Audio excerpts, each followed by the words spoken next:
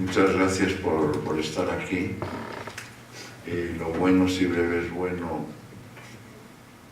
en número. Tengo que hacer una alusión a... Entiendo que no haya gente. Es decir, sabéis que estáis en un acto prácticamente ilícito.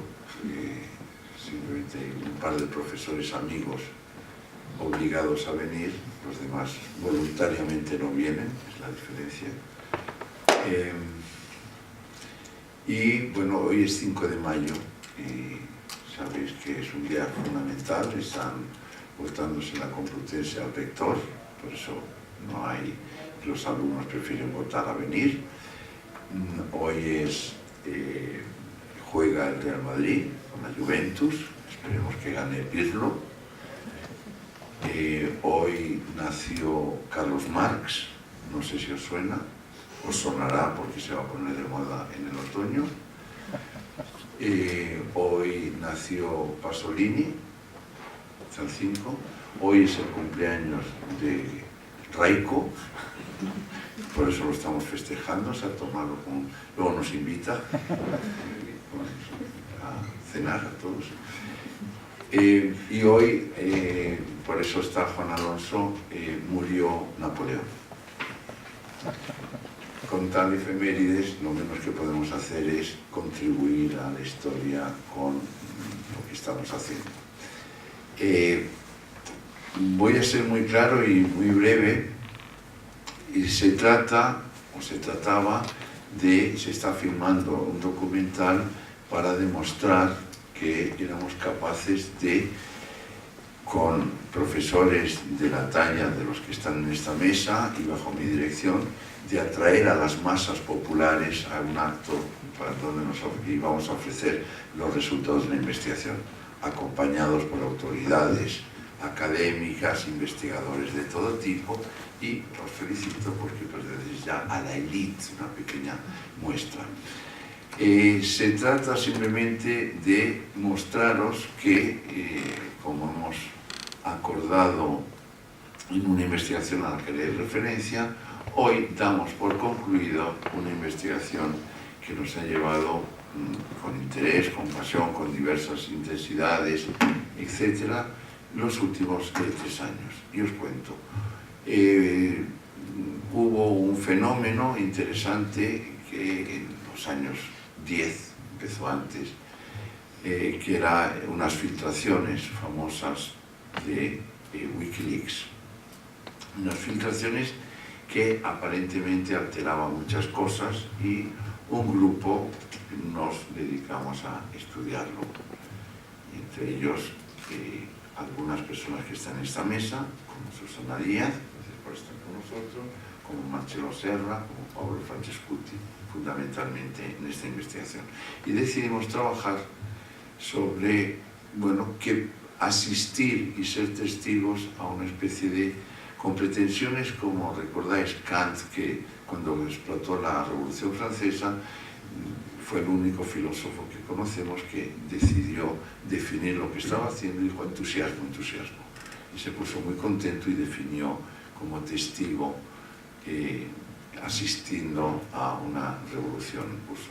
Nosotros pensamos que podíamos ver qué pasaba con algo que se ofrecía con gran interés, un interés que iba a alterar todo. Esto sucedía ya en el 2011, nos concedieron una investigación y tras 3 años podemos verlo de muchas maneras. Por ejemplo, puedo decir que El País, que el único periódico que pasaba las filtraciones de Wikileaks, no solo ya no lo pasa, sino que comenzó diciendo que aquello era un cambio, era un momento de una fundación de la ciudad prácticamente, un cambio histórico, era como el nacimiento de Kiev, que iba a ser una revolución enorme y ya obviamente de ello no se habla. Ahora mismo me acaban de pasar, Anonymous en cambio está combatiendo a los yihadistas a través de internet. El soldado detenido por filtrarlo, el soldado Manning, hoy se llama Chelsea. O sea, nos ha dado tiempo en estos años a cambiar de sexo.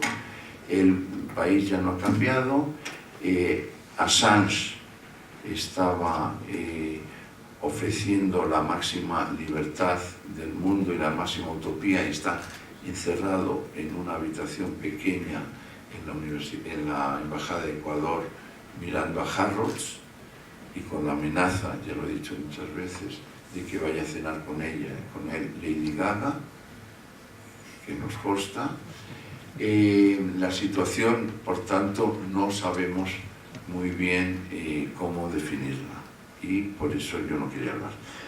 En la mesa está Juan Alonso, que celebramos, que es del grupo GESC y que es maître de conférence de París 5. Hemos elegido París 5 porque es la que está más cerca de su casa y debemos festejarlo y bienvenido.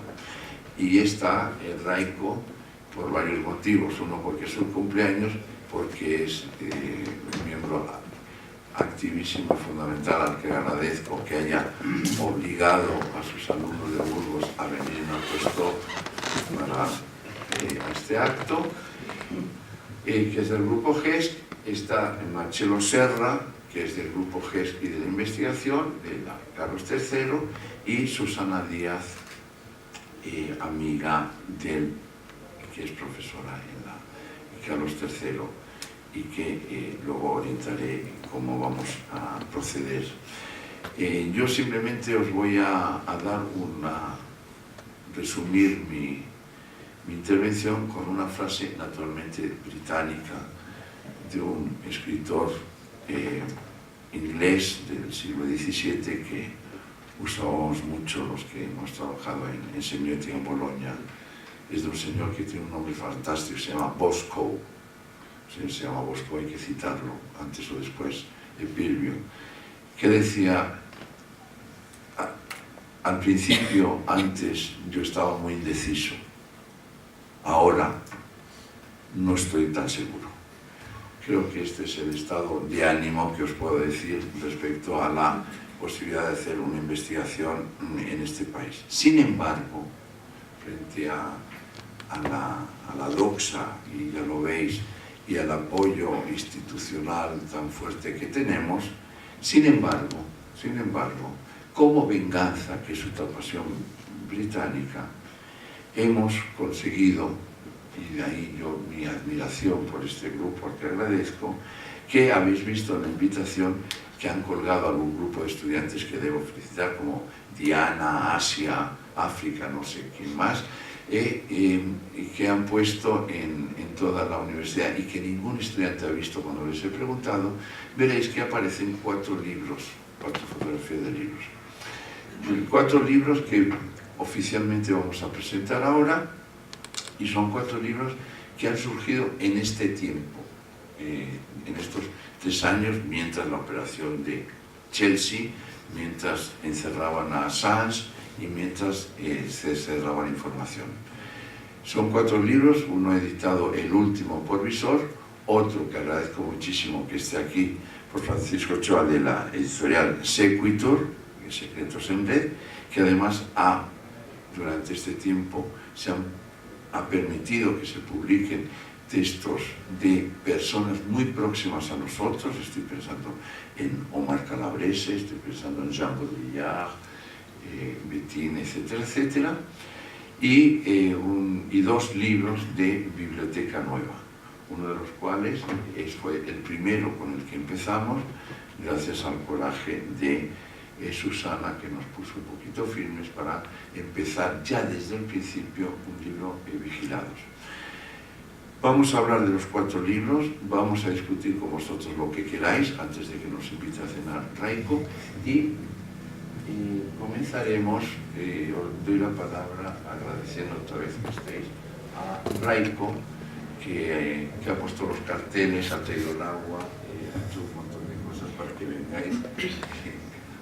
E invito. Gracias, Raico. Felicidades.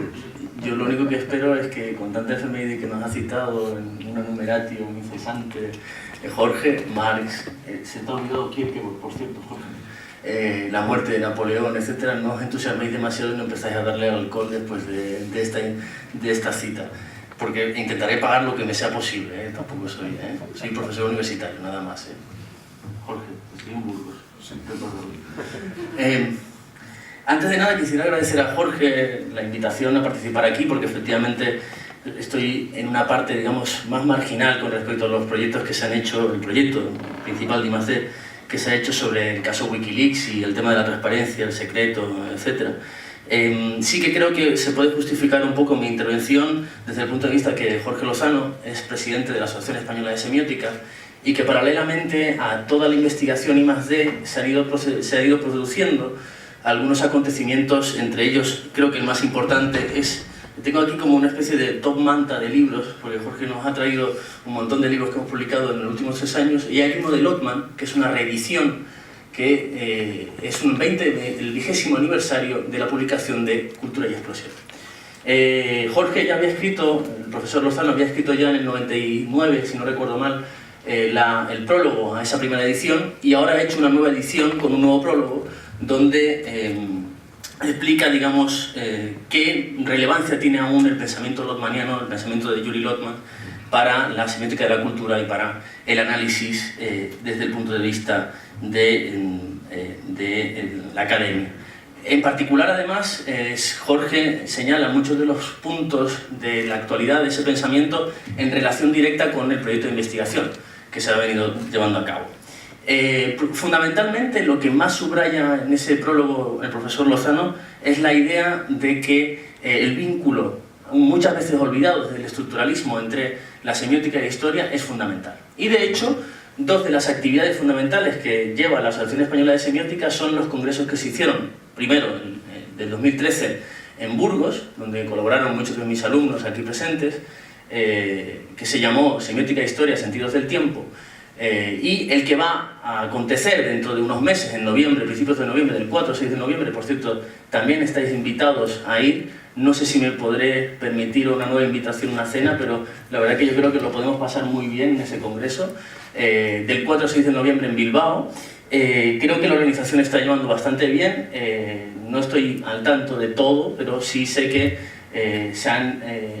creo que el Paraninfo es donde va a ser la sede del Paraninfo de la Universidad del País Vasco, en Bilbao, y creo que sería una buena ocasión porque se llamará Historias del Presente y se discutirá el tema del documento al documental, lleva como subtítulo. Como podéis ya imaginar, el tema de los documentos de Wikileaks estará muy presente todavía en ese próximo congreso, en esa próxima cita. Yo quisiera, como primera intervención, simplemente, pues, por tanto, dar una imagen más o menos de cómo enlazar todas las distintas perspectivas que hemos tenido o que ha tenido el proyecto de investigación I+D sobre los fenómenos de transparencia, en el caso Wikileaks, transparencia y secreto.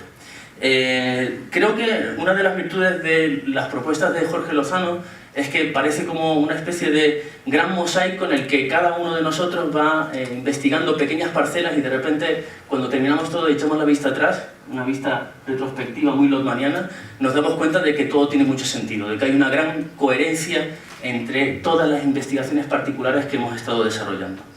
Y es parte, yo creo, del quehacer propio de la semiótica, porque la semiótica tiene esa especie de mirada estrábica en el cual nosotros decimos que los textos nunca vienen solos y que siempre vienen acompañados por un espacio donde hay muchos textos, ¿no? La cultura está compuesta de textos. Y esos textos mantienen relaciones entre sí. Entonces el hecho estrábico, esa mirada estrábica sería la idea de ponemos un ojo en textos particulares y otro ojo en la globalidad de la cultura. Vamos de lo más local, de lo más localizado y singular, a lo más global. Dando definiciones, muchas veces, Jorge lo ha repetido muchas veces en cuanto a Lotman, muchas veces impresionistas, pero creo que son muy eficaces para comprender muchos de los fenómenos que investigamos. De hecho, por ejemplo, en el caso de la transparencia, por eso creo que la perspectiva podría ser interesante, cito la que creo que es la mejor definición, si Jorge me lo permite, que se ha dado en los 3 años de publicaciones numerosas, 2 números monográficos que organizó y que coordinó el propio Jorge Lozano, y creo que puedo decir sin atisbo de duda que la mejor definición es la de Maurizio Bettini, cuando justo al inicio dice que la transparencia responde a esa condición según la cual una determinada sustancia tiene la capacidad de transmitirnos o comunicarnos otras sustancias sin desaparecer. La semiótica funciona partiendo de que efectivamente todos los términos, como todos los textos, se interdefinen, mantienen relaciones tanto terminológicamente como textualmente. Y en el caso de la transparencia no podía ser menos, y partimos de un núcleo semántico que es un fenómeno físico, que es la idea de que algo, un determinado cuerpo, tiene una cualidad de poder transmitir otro objeto que está al otro lado de donde viene la luz. Este significado nuclear tiene luego unas derivadas que son los usos concretos que en la cultura se ha ido produciendo. En el caso de la transparencia, el fenómeno físico se ha llevado a una metáfora política, en el caso de Wikileaks y en otros casos de buen gobierno y cosas de estas que está tan de moda, en el cual se ha, digamos, transportado o traducido ese fenómeno físico a determinadas prácticas políticos o sociales. Podemos decir, por tanto, que si desde el punto de vista de la interrelación entre términos, la transparencia se relaciona con, por poner una de las cosas que más hemos discutido, la opacidad. De hecho, Jorge, una de las frases que suele decir es la idea de que a mayor transparencia, mayor opacidad. Yo creo que luego lo podríamos discutir. La transparencia se opondría en principio a la opacidad. Igual que en el sentido metafórico, la transparencia hemos visto y hemos comprobado que se opone directamente al secreto. Parece como la oposición en esa metáfora, en principio, sería secreto. De hecho, es uno de los términos que más se ha ido, a lo largo de la investigación, se ha ido repitiendo. Creo que, por tanto, la semiótica tiene esta manera, por una parte, de analizar los textos y de dar una definición cultural que nos podría, eventualmente, a través de esas definiciones, partiendo de lo más singular a lo más general, nos podría dar perspectivas culturales muy interesantes en cuanto a, creo que es la gran empresa de la semiótica y de la cultura, que son las tipologías culturales. En el caso de la transparencia, Jorge ha señalado en Secretos en Red, por ejemplo, sin ir más lejos, en su artículo 250.000 documentos, recuerda que frente a los signos, nosotros decimos desde Lotman que la cultura se define como actitud ante el signo, que el signo puede ser, y aquí quiero recordar que también mientras manteníamos esta investigación I+D, Jorge organizaba unos seminarios en los que ha venido, entre otros, la traductora de Lotman en Italia, Silvia Burini, donde recordaba que actitud ante el signo puede ser entendido en ruso también como relación, y en realidad nosotros nos relacionamos con textos en la cultura. Y partiendo de esa definición cultural de actitud ante el signo, podríamos definir qué actitudes tenemos ante la transparencia. Y Jorge recuerda que esas tipologías pueden tener relación directa con la actitud que, culturalmente definida, tenemos en diferentes culturas, tanto históricas como geográficamente. Desde este punto de vista, podemos incluir culturas que colocan la transparencia como la nuestra con una valorización positiva. De hecho, lo que pasa a ser secreto tiene por tanto, se traslada a un espacio semántico que consideramos maléfico, horrendo, malo, etc. Mientras que la transparencia lo consideramos, la valoramos como un valor de bondad, bueno, de verdad incluso, etc. Mientras que hay otras culturas herméticas, quizás, donde el secreto está privilegiado, donde hay un valor de verdad en el secreto. Aquello que es secreto tiene un valor, por tanto, de bueno y no precisamente de malo.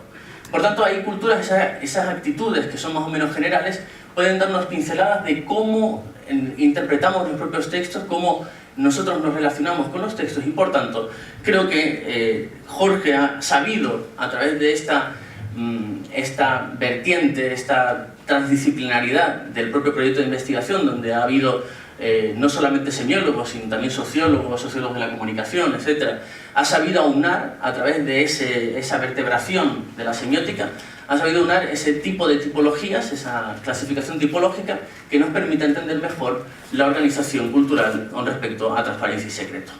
No quisiera alargarme más, yo creo que podemos dejar algunas de las cuestiones para la discusión posterior, y solo agradeceros a los que estáis aquí presentes la asistencia y, bueno, y luego la cena, pues si podéis, por favor, controlados con... Gracias. No, muchas gracias, Raiko. Está claro que solo me vas a invitar a mí. Antes de dar la palabra a Susana, he cometido la indelicadeza de no recordar, porque me lo ha pedido, que María Albérgamo ha hecho todos los esfuerzos por venir, pero no ha podido, que es pues está examinando en Bérgamo en esas cosas de las enseñantes tremendos. Yo saludo. Y ahora presento a Susana Díaz, que os quiero decir que fue la que nos incitó el inicio de esta especie de casi exceso de publicaciones. Viene de ella, porque rápidamente, según empezábamos, nos dijo, ¿por qué no empezamos a publicar en función de discusiones? Y fue la inductora y autora intelectual del proyecto de hacer el libro sobre Vigilado. Y ya le cogimos el gusto y ya no fue a parar. En este momento creo que van a salir más libros en sequitur sobre esto. Susana estuvo en la, y ahora aprovecho para decir, estuvo en la investigación que hoy damos por concluida, pero anuncio que nosotros no paramos y está también con todos, con Raico, con Juan Alonso, Pablo, Marcelo, María Albérgamo y yo, aparte de otros. Y te voy a citar, y el profesor Rodríguez Merchán, que ha tenido a bien estar en nuestra investigación, que nos acaban de conceder, que se llama justamente el periodista como historiador del presente, nuevas formas, el análisis del documento en las nuevas formas de la información. Lo he dicho torpemente, pero es una importantísima investigación que cambiará el mundo y que no presentaremos cuando concluya. Susana, por favor, gracias por esto. Bueno, ¿esto funciona? ¿Se oye? ¿Sí? ¿Está bien? Buenas tardes a todos. Ya me he perdido en esa lista tan amplia de cosas que pasan el 5 de mayo.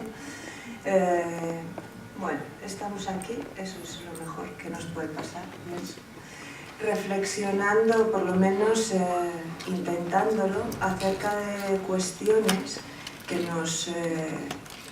si nos competen, deberían.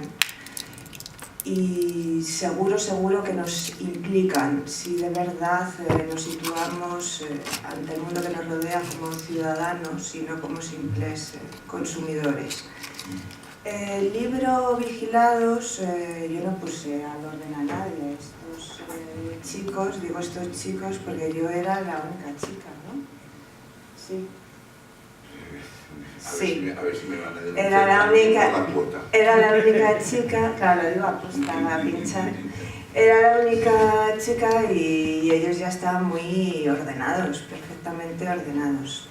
El libro en cuestión, Vigilados, Wikileaks o las nuevas fronteras de la información, surgió, es cierto, fue la primera publicación en el seno del proyecto de I+D que ha dirigido Jorge Lozano, el fenómeno Wikileaks en España, un análisis semiológico y mediológico.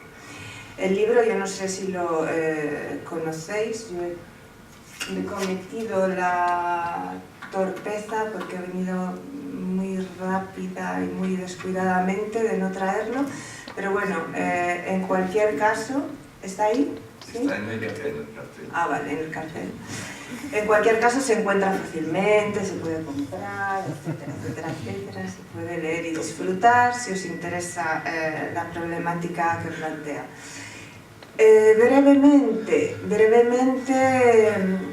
la estructura del libro, bueno, se conforma de 13 contribuciones de diferentes investigadores pertenecientes al proyecto de I+D y de otros a los que se pidió participar, provenientes de las universidades de Valencia y Sevilla, que bueno, eran gente que reteníamos solvente a la hora de abordar los temas que nos interesaba analizar. La introducción la hice yo sola porque Jorge no quiso hacerla conmigo. Y bueno, pues menos mal que libro lleva su nombre y su aval, que eso siempre es una garantía de que las cosas están bien hechas. ¿Qué pretendíamos a la hora de...? Bueno, una cosa importante, además de las 13 contribuciones, el libro cuenta con la traducción íntegra del vídeo Collateral Murder, traducción bilingüe realizada por Manuel Talens, un documento interesante que hasta este momento solo había circulado por la red. ¿Cuál es el objeto que nos reunía en el volumen de Vigilados? Bueno, creo que todos podremos aceptar, aunque no seamos, no sé si todos ustedes son semióticos. ¿Lo son? ¿No? Algunos. En cualquier caso, hay seres imperfectos en la sala. Yo entre ellos. En cualquier caso, hay cuestiones de base, ¿no?, que creo que podemos aceptar todos. Una de ellas es que cualquier objeto, la significación de cualquier objeto, adquiere la forma de un relato. Es imposible, ¿no?, analizar la significación de cualquier objeto si no es bajo la forma de un relato. En este sentido, el objeto fenómeno Wikileaks era evidentemente solo analizable en términos de un relato que se había puesto en funcionamiento dentro de un contexto muy determinado, que era la cultura del capitalismo global, con todo lo que eso implicaba de estructuración del propio objeto y de los distintos horizontes desde el que se nos permitía aproximarnos a ese objeto. A partir de ahí, el abanico de contribuciones es heterogéneo, es decir, a pesar de que el I+D tuviese un anclaje semiótico claro, el libro no es un libro de semiótica o de perspectiva semiótica. Esto que quede claro, no creo que sea ningún desdoro, siempre y cuando la calidad de las contribuciones pues sea adecuada. En cualquier caso, ¿con qué panorama nos encontrábamos? A partir de noviembre de 2010, Jorge lo ha mencionado, previamente se habían producido ya una serie de filtraciones, pero a partir de noviembre de 2010, con el fenómeno del Cablegate, Wikileaks adquiere una relevancia viral brutal. Anteriormente había habido filtraciones, pero ¿qué sucede con el Cablegate? Que el fenómeno Wikileaks viene respaldado y encauzado a través de contratos en exclusiva con 5 grandes cabeceras del periodismo tradicional, que eran The New York Times, The Guardian, Der Spiegel, El País y Le Monde. A partir de aquí, ¿qué sucede? Sucede que el fenómeno alcanza una relevancia viral y se habla de fenómeno Wikileaks, fenómeno que ahora parece haber desaparecido. Quédense o quedaos con este apunte porque es relevante el hecho de que parezca haber desaparecido. Precisamente porque, bueno, el relato a partir del cual o en el cual ese objeto puede adquirir significación pasa pasa por un modo de producción determinado que permite o no que esos objetos circulen, se reabsorban, se paralicen, desaparezcan o viren. ¿Viren se podría decir? Resulten virales, ¿sí? Contaminantes, se viralicen. Okay. ¿Cómo? Pues se preparan. En cualquier caso, ¿con qué nos encontramos a partir de ahí, con toda esa revolución que se produce a partir de noviembre de 2010? Con que se empieza a plantear desde distintos frentes la posibilidad de considerar una inversión del panóptico, el panóptico como dispositivo a través del cual el Estado controla sistémicamente a sus ciudadanos. Inversión del panóptico del que hablase Foucault. ¿Por qué esa inversión? Porque ahora evidentemente parecía que el ojo público era el que también podía tener acceso a las cloacas del Estado, es decir, el poder ya no estaba circulando de manera unidireccional, sino circular. Esta inversión del panóptico podía dar lugar también a plantearse un cambio de paradigma en nuestros regímenes de visibilidad.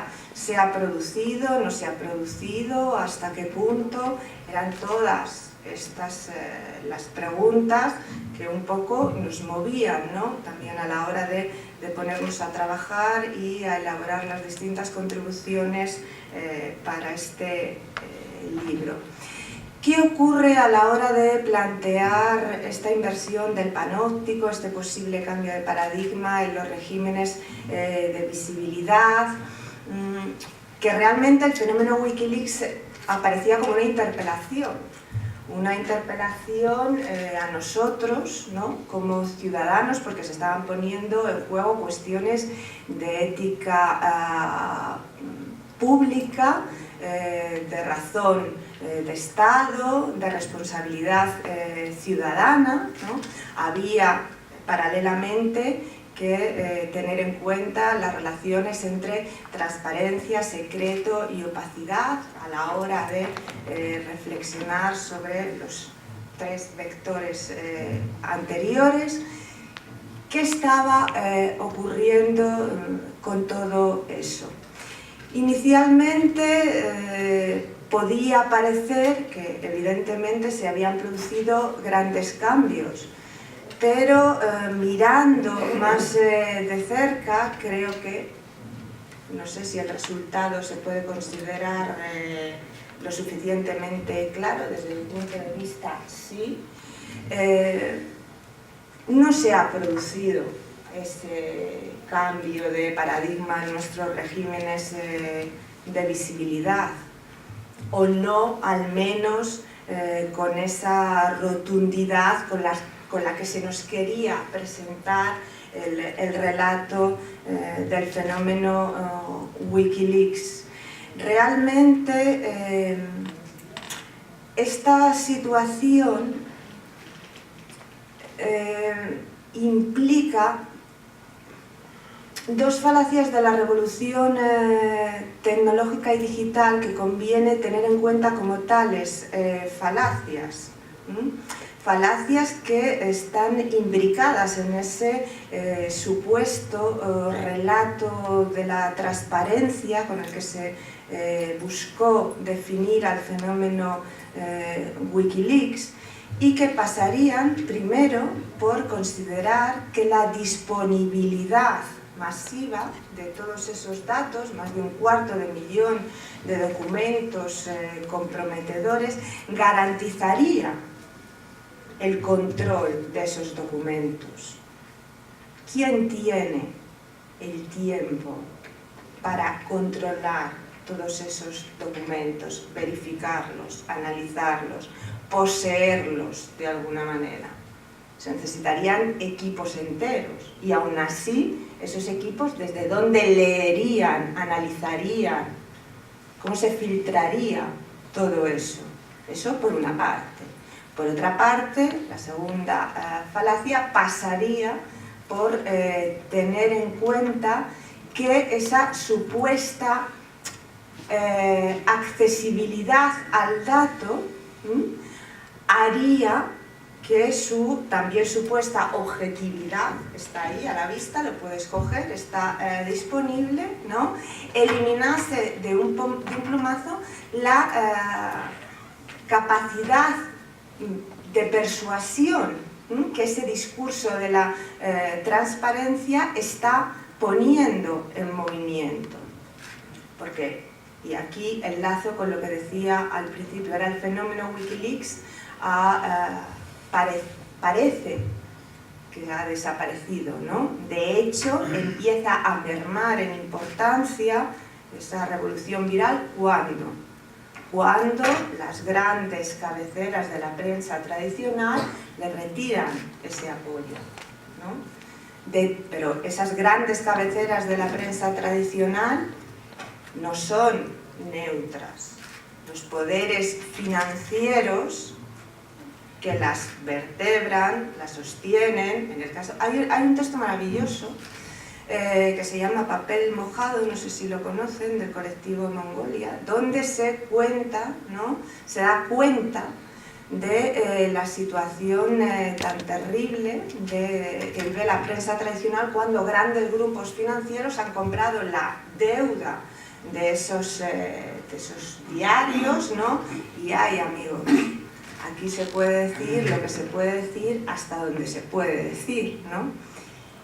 Esto nos tiene que hacer también reflexionar sobre hasta qué punto el mismo espacio de lo que es transparente, accesible, de información democrática, etcétera, etcétera, etcétera, no está también absolutamente vertebrado y acotado por toda una serie de intereses que constituyen y articulan de manera muy neta nuestros horizontes de plausibilidad compartida, aquello que es pensable, no pensable, legítimo, ilegítimo, verdadero, falso, etc.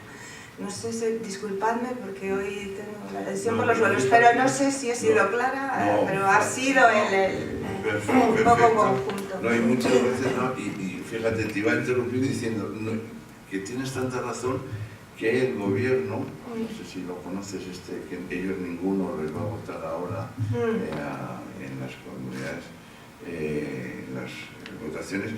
En la ley de transparencia no se les ha ocurrido, como tiene mayoría absoluta, para qué decir claramente, que lo llaman el portal de la transparencia. Que cualquiera que conozca un poquito el castellano quiere decir que por portal quiere decir que van a dejar ver lo que quieran que se vea. Y que por poner portal, como se decía, al campo, ¿no? Cuando pones puertas al campo, es decir, se llama el portal de la transparencia para ya dejar claro que no va a haber transparencia nunca, además que hay que pasar por el portal y que el portal te va a indicar lo que se puede ser transparente, etcétera, etcétera. Es decir, que nada deja pero ganaremos. Bueno, eso no lo sé, pero mientras tanto seguiremos en piedra. Oye, gracias y seguimos para la discusión porque veréis que ese es el tema central, yo creo que si os interesa. Y ahora, Juan, que viene con jet lag, porque viene de París. Gracias, Jorge. Gracias por la invitación. No sé por dónde empezar, así que voy a empezar provocando un poco. Hace unos días se ha descubierto en Francia un escándalo estallado porque la directora del Instituto Nacional del Audiovisual, que es una gran institución en Francia, se le ha descubierto una factura de 40.000 euros en taxis en 10 meses. Había un gran escándalo diciendo cómo es posible, sobre todo teniendo en cuenta que esta señora tiene coche oficial y chofer, por supuesto. Ella ha dicho que ha sido una indelicadeza por su parte, pero ¿por qué digo que voy a decir una provocación?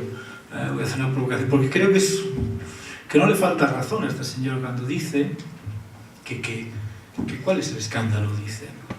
Al fin y al cabo es una práctica que cualquier alto funcionario francés ha tenido a bien realizar desde que la alta función funcionarial francesa existe.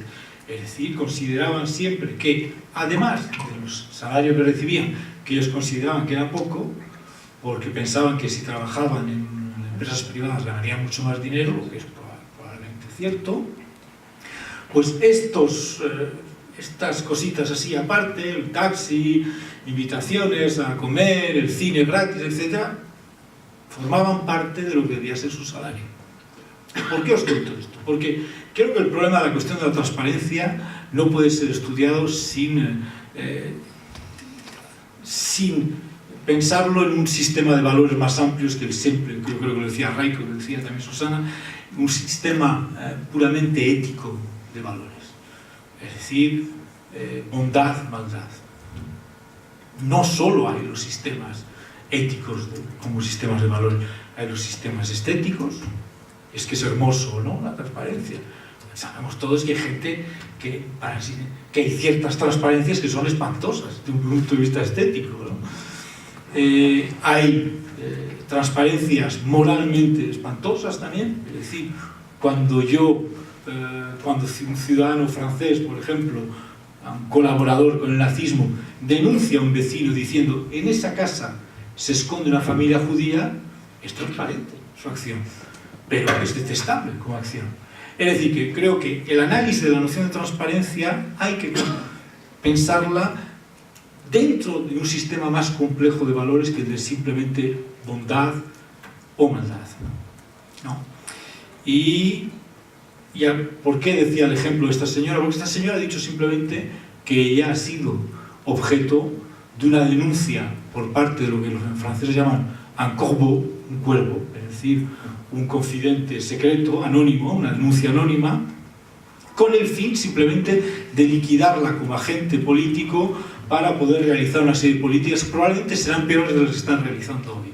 Es decir, que en este caso la famosa transparencia, no pongo en duda que gastarse 40.000 euros en taxis sea una barbaridad, pero me parece que establecer la transparencia, en este caso, como valor absoluto por encima de cualquier otro valor, es más que cuestionable. Simplemente quería empezar con esto y seguir reflexionando con otras figuras, con otros casos alrededor de esta noción de transparencia. ¿Por qué insisto en la transparencia? Porque es, digamos, una de las partes de este gran proyecto de investigación en el que participé de modo más directo. Recuerdan ustedes que todo el mundo conoce ese chiste del borracho que está buscando las llaves en la calle, ¿no?, debajo de una farola, y se le acerca a alguien y le dice: ¿qué haces? Dice: estoy buscando las llaves que he perdido. Y dice: ¿dónde se te han perdido? Allí. ¿Y por qué las buscas aquí? Dice: pues porque aquí hay luz. Claro, dice. Entonces, ¿cuál es el problema? El problema es que la transparencia puede ser, como en el caso de esta presidenta del Instituto Nacional Audiovisual, simplemente el lugar en el que ponemos la luz. Pero significa que el lugar en el que ponemos la luz es el lugar interesante en el que tenemos que mirar. Es decir, que yo creo que la cuestión, y vuelvo a lo que he dicho al principio, de la transparencia debe ser vista en un sistema discursivo mucho más amplio, ¿no? Creo que en el fondo no hago más que retomar la idea que tú dices. Bueno, si nos dan 1 millón de documentos, ¿cuál es la transparencia? Es imposible que trabajemos con 1 millón de documentos. No hay nada transparente, ¿no? Es decir, y esto me lleva a reflexionar sobre algo que me parece que es una de las grandes problemáticas alrededor de la cuestión de la transparencia, que es la cuestión de la evidencia. ¿Qué es evidente? ¿Cuáles son los mecanismos de producción de la evidencia? Es decir, que lo que yo creo, entre otras cosas, que se pueden hacer o que debemos hacer, es no tanto de indicar, señalar,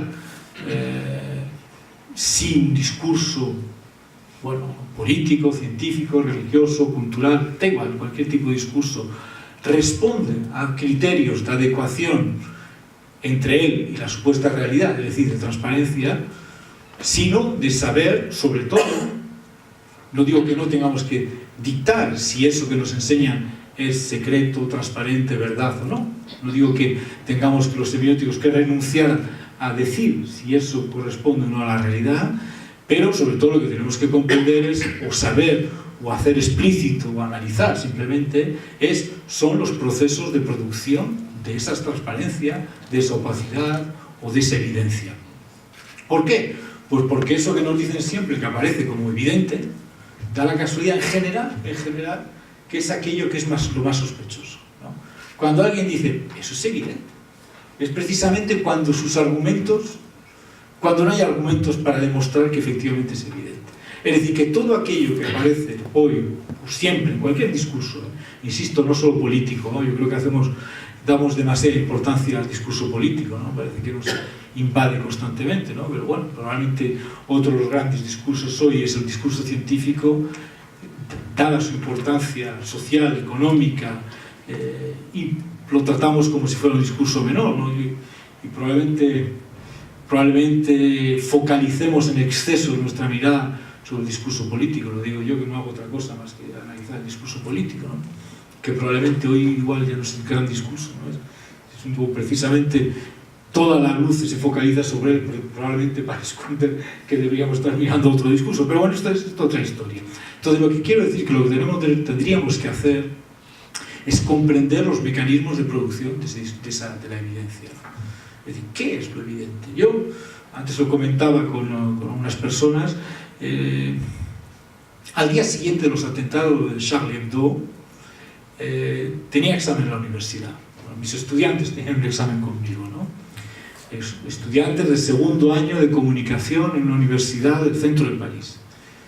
Y como teníamos 10 minutos antes de empezar había varios alumnos que habían llegado temprano como yo para el examen, y había unos minutos empezamos a discutir, como naturalmente, de los atentados del día anterior, no tanto de un punto de vista político ni moral, etcétera, sino dijimos, ¿qué podemos decir en tanto que semiótico de lo que ha pasado ayer?